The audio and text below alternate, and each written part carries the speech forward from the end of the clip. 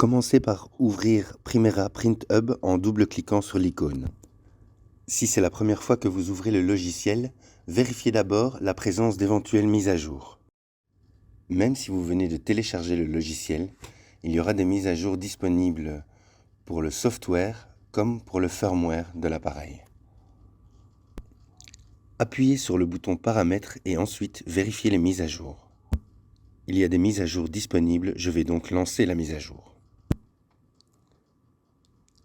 Vous suivez les étapes, vous cliquez sur Mettre à jour, les fichiers nécessaires sont récupérés.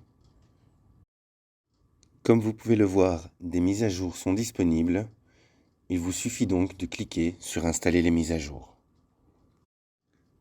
L'imprimante doit évidemment être allumée pendant l'opération, vous n'y touchez pas et vous ne l'éteignez surtout pas pendant l'installation des mises à jour. À la fin, vous pouvez voir qu'une mise à jour a été effectuée de 1.45 à 1.46. Ensuite, vous appuyez simplement sur Finish. Le Primera Print Hub démarre automatiquement lors du lancement d'une tâche. En principe, il n'est même pas nécessaire de double-cliquer sur l'icône. S'il ne démarre pas automatiquement, double-cliquez simplement sur l'icône. Vous avez besoin de ce logiciel car c'est le seul retour d'information que vous obtenez de votre imprimante. S'il y a un problème avec l'imprimante, il apparaîtra ici. De même, si elle est en train d'imprimer, il indiquera Impression. S'il fait une maintenance, tout y apparaît. Les tâches qui se trouvent encore dans la mémoire d'impression et qui n'ont pas encore été imprimées sont mises en file d'attente ici. Sur la droite, vous pouvez voir le niveau d'encre restant dans votre cartouche. La cartouche est un monobloc, ce qui signifie qu'elle contient 3 couleurs pour fabriquer toutes les autres couleurs. Le noir est obtenu en mélangeant les 3 couleurs. Les couleurs sont utilisées en même temps. Ainsi, si le cyan est à 90%, le magenta et le jaune seront également à 90%. Parmi les boutons ci-dessous, vous n'utiliserez que le clean lié à la tête d'impression. Vous pouvez l'utiliser si vous rencontrez des problèmes de qualité d'impression, par exemple des lignes ou des rayures dans l'impression, si l'impression est vide ou s'il manque une couleur. Vous pouvez à ce moment-là procéder à un nettoyage.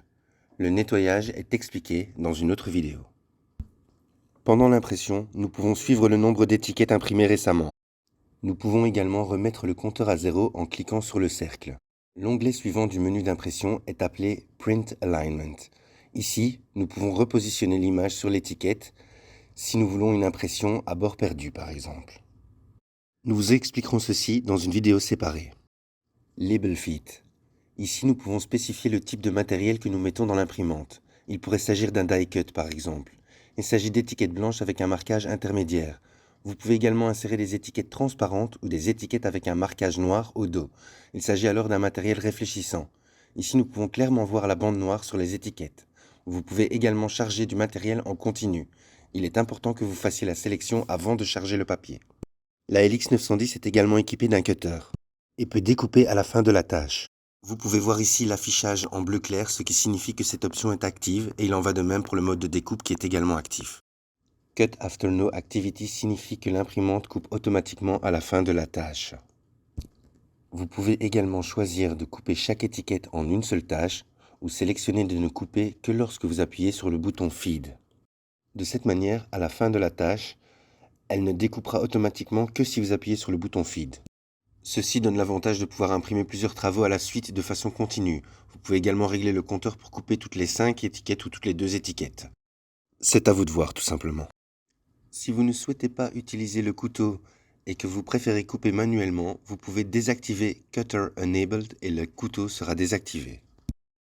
Ici, vous voyez 2 autres options, Present After No Activity et Do Not Present.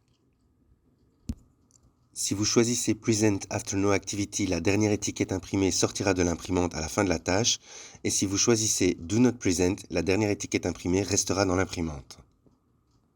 Le mode Do Not Present est utilisé par exemple lors du rembobinage d'étiquettes, lorsque vous passez d'un rouleau à l'autre avec le Rewinder en option.